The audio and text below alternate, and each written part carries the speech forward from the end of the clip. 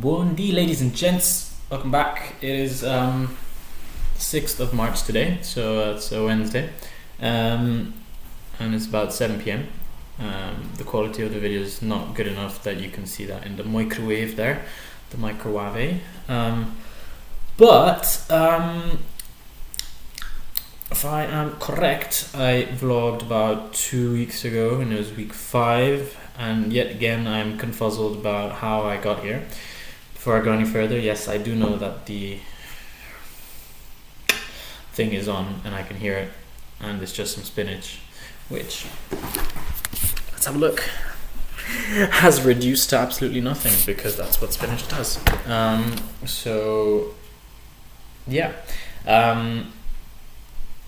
It's been busy. I'm just give me 1 second to attend to the spinach. Eccomi. Spinach is like this much, and obviously this is a full pan, and it looked like, oh yeah, I've got plenty, and it's like not enough. Well, it's enough, but it's not as much as I wanted it to be in the cooked format. I thought I'd change things up a bit today and be in the kitchen, partly because I was like, oh, I'm making something, so there's a potluck on Friday, so in 2 days time, and I'm making, of course, something Italian. But I've changed it up a little bit. It's really not that complicated. Whoa, magic appearance. So let's start with that. In the meantime, no. Let's go back. 1 sec. So I will start with the update on various things, then we'll get to the cooking, because actually the cooking bit's done, but I thought I might go through the bit of the processes.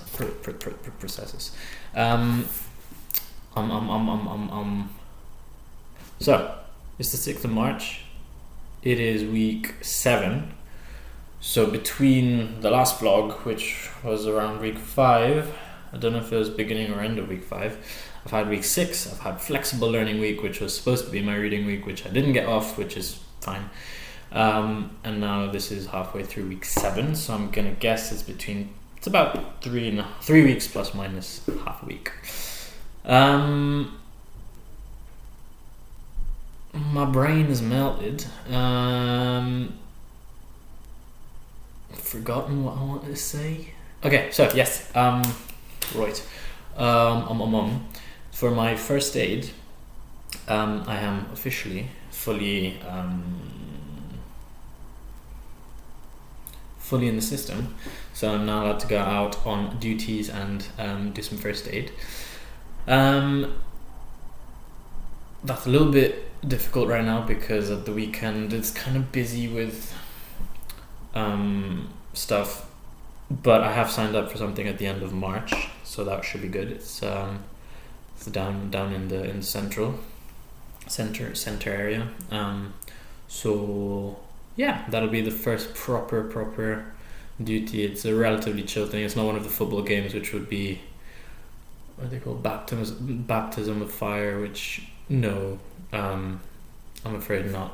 So I'll be doing it's a big public event, but it's during the day, and it's less likely to have lots of people on substances, as people apparently do in football games here.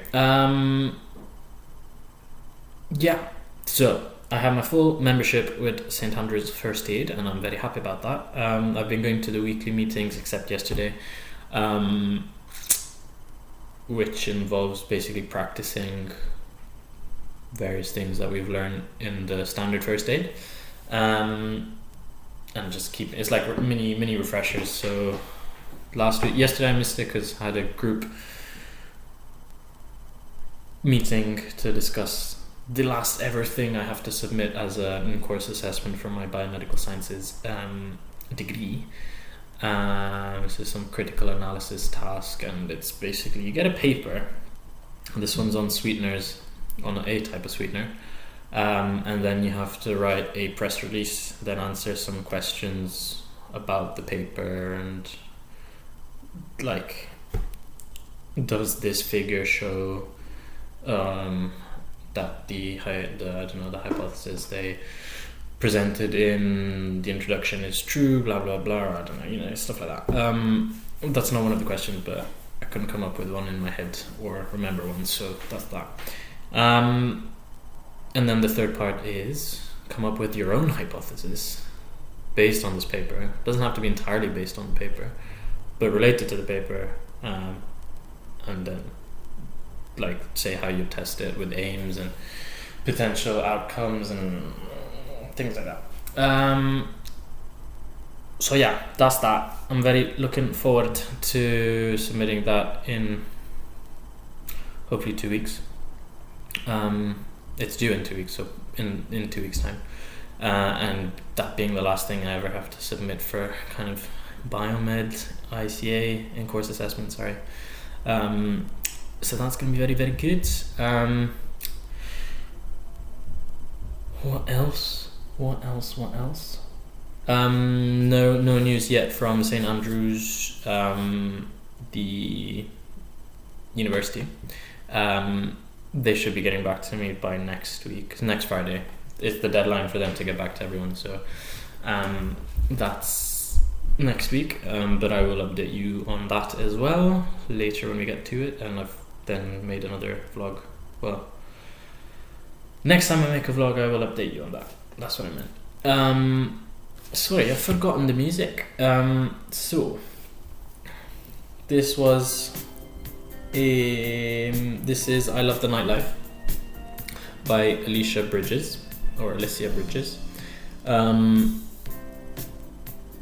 And someone showed it to me at Christmas time, and it was played in the car a lot when I was taxiing people around. It's a good vibe. Hopefully you can hear it. I don't know about the acoustics in the kitchen. It is a bit different. I can hear my own echo already a bit more, and you will also hear some kind of echo, I'm assuming. More empty room. Wait. There's a term in music for this, and I don't remember it now. Something, I don't know, something to do with the piano. I used to read it on the sheets. Never mind.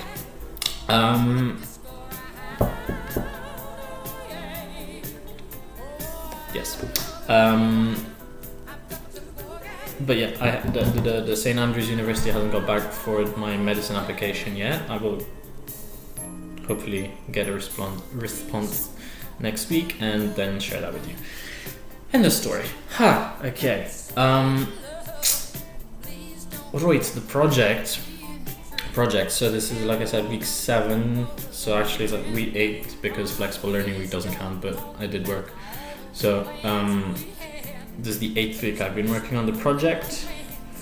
-2 because I wasn't actually in the lab for the first 2 weeks. But I still have no data, which is great. But I will be doing my last few experiments either next week or the week after that, because I need to analyze a lot of images, then do stats somehow. I don't know how I'm going to do that because I've forgotten all my R statistics. I did do our presentation of data last semester, which is fine. That's still somewhere in recent memory, but the statistics part itself that I did in second and third year is distant memory. So I want to have enough time to do that. And also, lucky me, the dissertation's due on the 26th of April. Yes, I know.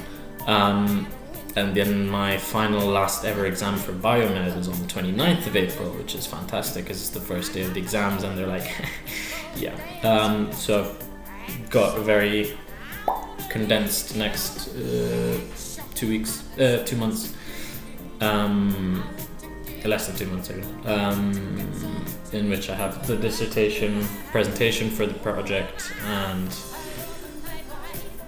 this critical analysis task and the exam. For once, the exam will be very broad, so I don't have to go and study lectures or like particular lecture material. It's not like a micro study of, you know, topic of a course. It's basically based on anything I've ever learned on this program for biomed, and yeah. So I'm just gonna have to do a lot of reading, spaced out reading over time, and hopefully I've like covered a broad amount of things that say this was useful in biomed because blah blah blah, and I don't know. Yeah, that's that for. Yeah, sorry, I was saying for the project then. Sorry, jumping back because organization is my thing in these vlogs.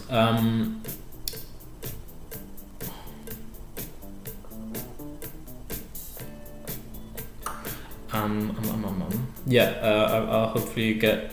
Basically, I'm taking pictures and then analyzing pictures. That's the main thing I have to do. I've only got 1 week's worth of pictures from last week. Then this week will be the second week's worth, and then next week I need at least a third batch. So that's why definitely next week I'll be doing more imaging. Probably also the week after, because the images from last week weren't in duplicate. So basically, when you do an experiment, it's usually a good idea to have duplicates or triplicates of your treatments, because duplicates or triplicates means from the same batch of eggs, in my case, from the same batch of fish, clutch rather, you give two separate groups identical treatments instead of having one mega group which has everything mixed together. Basically, suppose the control in one of my, so the control is your baseline, it's your reference treatment, so usually you don't add anything. If my control shows like all of them die, and I've only got one set, so it's not duplicate, so one set, then I've got nothing else to say that yes, this is expected, or no, this is unexpected.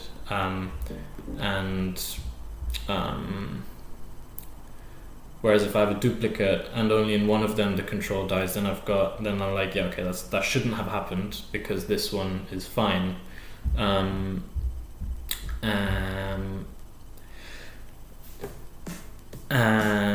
anyway, so last week they weren't in duplicate just because I didn't have enough fish, and so I did two replicates. So one starting from Monday. So fish born on Monday and fish born on Tuesday are two separate biological replicates because they're not the same clutch of fish.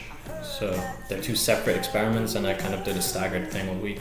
Staggered because Monday and Thursday was one group, and Tuesday and Friday was another group. Of stuff. It's getting complicated and probably doesn't all make sense, but anyway, I'm trying to just breeze over that. This week I did a duplicate, so I took one clutch on Tuesday actually, started yesterday with one mega group of fish. I had like 300 fish. I had 500, 600 fish. Chose 300-ish, no, 250-ish.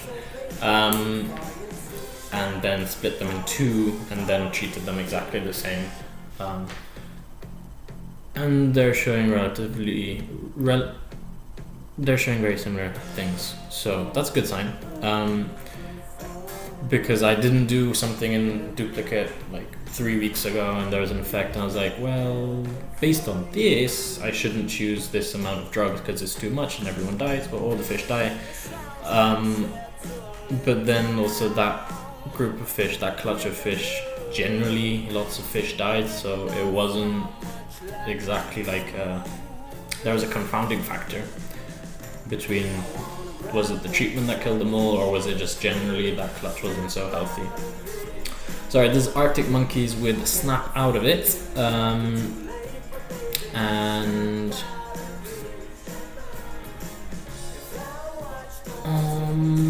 yeah, I forgot. Anyway, that's the project. I will be doing another 2 weeks basically. This week, next week, potentially fourth week, and then I will stop experiments because then I will only have 1 week to analyze my data and have it ready for the project presentation, in which I also need to have some discussion ready and things like that. So it's going to be very intense, and I need to start with the manuscript and get that going. Today I started with methods and materials. I'm going to have an introduction. I'm going to probably have to rewrite that completely because I wrote that in the first 2 weeks and I had no idea what the project was actually about then. Now I have somewhat of a better idea, but it's still... but anyway, I've started with methods and materials because that's the easiest thing, in that I can go on PubMed, compare different papers that use zebrafish and see how they write up methods and materials, and do that for my own thing, obviously.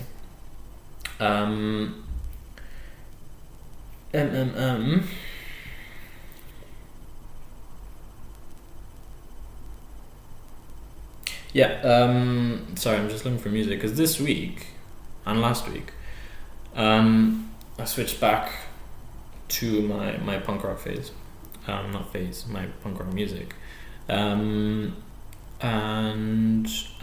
so I have been, honestly, I can never go wrong with that. It always puts me in a good mood.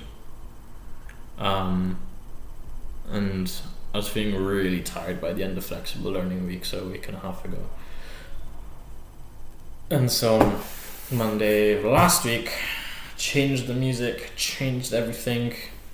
It completely changes my mood it's a very interesting thing that I've noticed. Whenever I need to pick me up, it's this kind of music will do way more than any other kinds. And that's because that's what, as you know, the punk rock thing is more, had very early influence on me. So I'm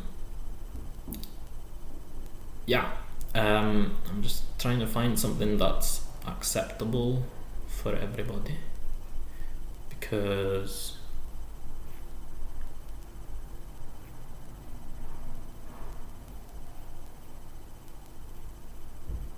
my Spotify's frozen. Okay.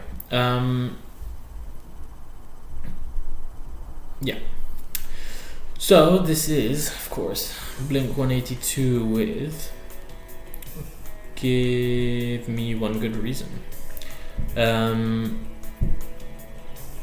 Anyway, so project talk is done.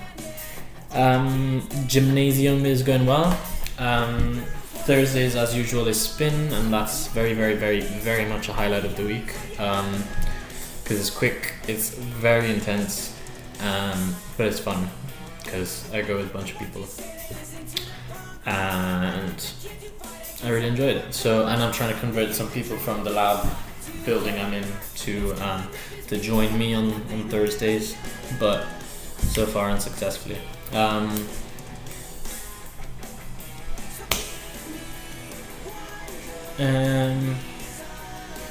Interestingly, so this album's called Take Off Your Pants and Jackets. I like this album, because the cover is a plane, trousers, and then a jacket. Take off your pants and jacket. Pretty cool. But this morning I found another band who, I'll cue the song after this, but they've done a Blink-182 style song, and apart from the voice of the lead singer, it sounds very much like a Blink song, which is like, it's a characteristic thing, and I suppose it's characteristic of this particular album. So I shall play that next. Yes, spin is going very well, and then the gym, the other gym I do, is going also very well. I've hit a milestone, which I'm very happy about, which was 100 kg on the low bar back squat. So yeah, it's going very well. In September I started at 50 kilos. Not low bar, just general high bar squat. But then I ditched the squat like a month and a half into the first semester, and then came back to it at the beginning of the semester. Anyway, I'm proud of myself. And yeah, it's nice because my legs feel very sturdy, and it hurts a bit less to do certain movements on that lovely left knee, which is still a little bit out of shape, let's say. But we'll see how that goes on. So that's that. I think it's time for some food. So, as I was saying, there's a potluck on Friday, and I am making pasta alla Norma, which is basically aubergine and tomatoes. But because it's a big group of people, and then mixing the sugo is difficult in a potluck setting, because not everyone gets all the bits. So usually the aubergine and the tomatoes are just chopped up, and so you get pieces in the pasta. I thought I will cremify it, because that'll make it easy that everyone gets everything. I know it's not traditional, but basically you take a bunch of aubergines. I had 3 aubergines about that big, so I'm guessing half a kilo. Then I've got half a kilo of tongs. So I diced the aubergine quite small, maybe like that big, and my finger's so wonky. And took some oil. These one. Roasted one clove of garlic, because I don't use garlic that much, but just one, enough to give a hint of flavor. Unlike the Brits, I don't just like squeeze in a whole bulb of garlic, because no. And then, sorry, this is Don't Tell Me It's Over by Neck Deep, and this is the song. If you were to listen to this properly and listen to the actual like drums and guitar and bass, it sounds like a Blink song, but it's not. And funnily, also the album cover, or the cover for this song, is based on the album cover of Blink, which is that other one I mentioned. Okay, so you've done the garlic in the oil. I went and made it quite brown, the garlic, chopped up very finely, or as finely as I could, not burning it. Then you add in the aubergine. You need plenty of oil for melanzane aubergines, because they just like sponge up the oil. They eventually does get released back, but after some cooking. So I'm a bit liberal with the oil in this recipe, because yes. And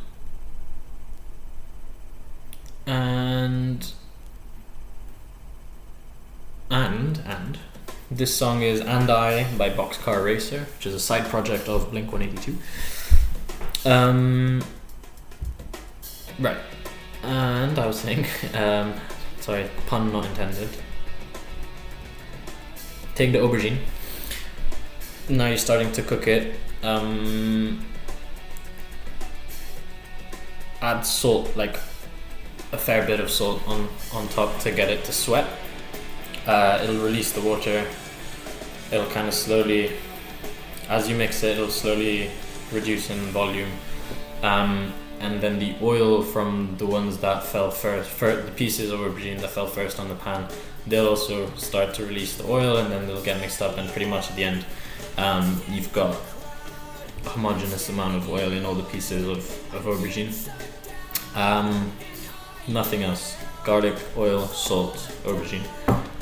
and you keep cooking the aubergine until, I mean, it depends on how much you have, but basically you're frying the aubergine. So you want to get, first you want that kind of, I want to say rubbery feeling that aubergine has when it's not done yet. You want it tender, just a bit more than tender, and then, or as soon as it's tender, then start making it brown. Because if you make it brown first and it's still not tender, then I don't like it. I don't like the flavor. So you kind of want it tender, then start browning it, and then it's like basically it's reduced to a third of what it was when you put it in the pan, a fourth even. Yeah, so then what I did was I chopped up half a kilo of tums in here, blended that up, didn't cook anything, because the way I make pasta alla Norma is to fry the aubergine separately, and then if I have pomodorini, so cherry tomatoes, then I'll quarter them, turn off the aubergines, and then add the tomatoes on top, so that the juice from the pomodorini is enough to make it kind of a sugo type thing. But I don't like cooked tomatoes, and I think the flavor of cherry tomatoes is nicer non-cooked. Mixes better with the fried aubergine. Blending it up obviously gives it a different flavor. These are just normal vine tomatoes, whatever that means. If it's any fancier than tomatoes that don't come from a vine. And obviously the flavor of the aubergine, once you blended that, is also different. But I blended them separately because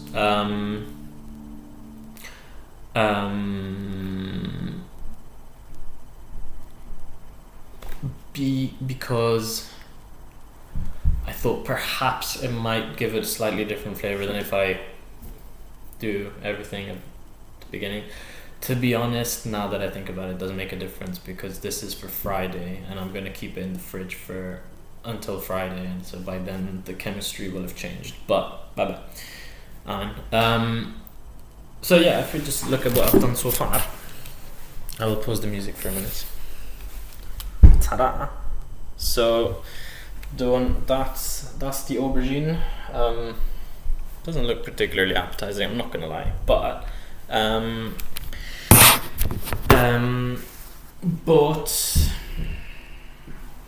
that's the aubergine. And then the red spot you could see, sorry, I just want to show you properly, is the tomato. Yeah. That just looks like it's passata, but yeah, it's basically passata. And now I'm gonna pause this, mix that, because yes, when you're doing the fried aubergine, then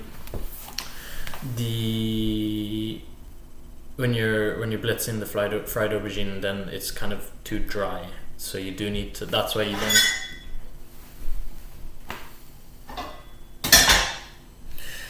then spoon the already blitzed pomodoro,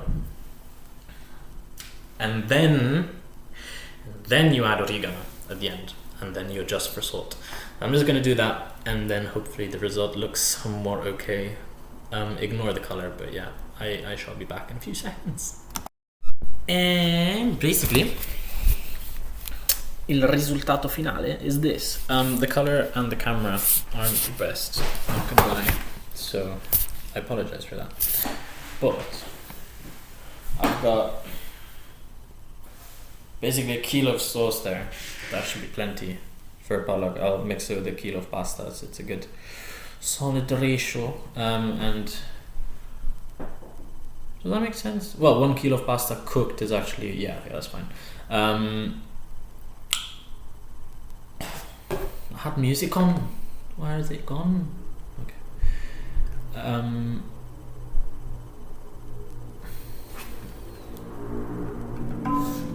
My speaker turned off in the meantime.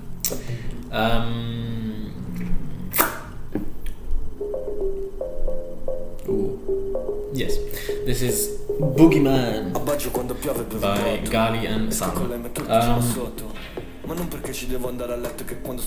Right, yes, so that's the sugo done. I mixed in extra oil. So, adding the tomato already helps the aubergine to not oxidize too much by the time it's eaten, so the color should remain relatively the same.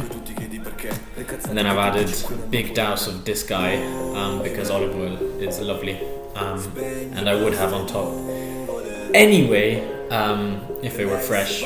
So usually I just add a spoon of drizzle a spoon of oil on top,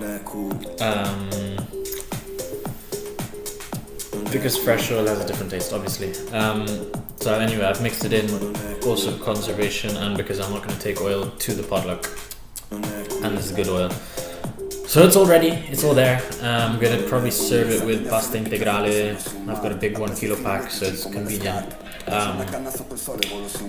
And yeah, hopefully that goes down well. I'll bring along some grana.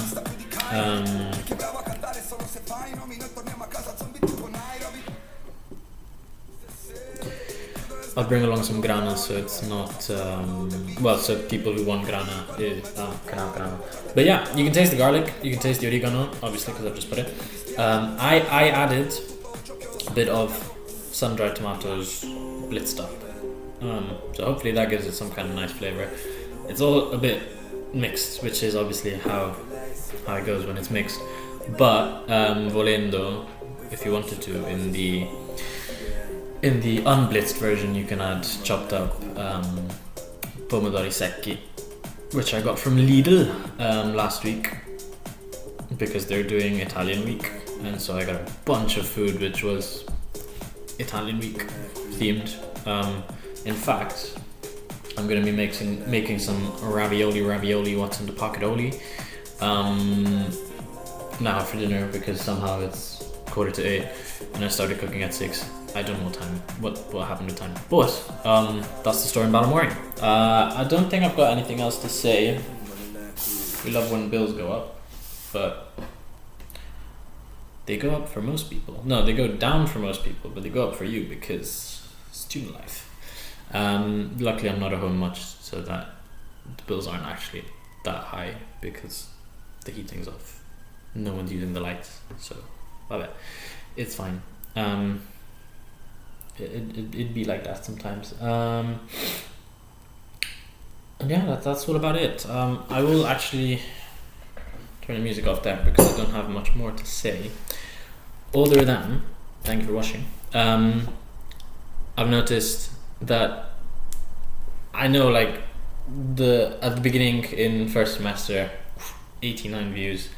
When I came back for season 3, obviously it dwindles down because you've got stuff going on, and I haven't been that active, so to be honest, like, understandably. But I do appreciate those 9 people who have consistently watched all the videos. I assume it's the same 9. It's not a right assumption to make, but 9 people watched the last video, 9 people watched the one before. And to those of you who keep up with my vlogs very religiously, I want to say, not religiously, but you get the point. I thank you, because it means it. Like, when I still see, even if I see 3, if I see 1, that small number, or big number or small number, it still amazes me every single time how people are interested in what I'm saying. Whether it's for the first 5 minutes or all the way through, and if people watch it all the way through, I mean, good for you, 30 minutes instead of watching something else. Thanks. It really just does mean a lot. So I just want to say thank you again. And yeah, that's about it for me. So that's the story in Balamory. I'm gonna make some ravioli. I've got the spinach already, and I need to do the washing up for that stuff. And then I've got some lovely pictures of me friends in the corner. Don't know what accent that was, but anyway. Yeah, anyway. That's it. Thank you for watching. Hope you guys are keeping happy, healthy, and safe. And I will let you get on with the rest of whatever time of day you're watching this right now. Ci sentiamo prossimamente.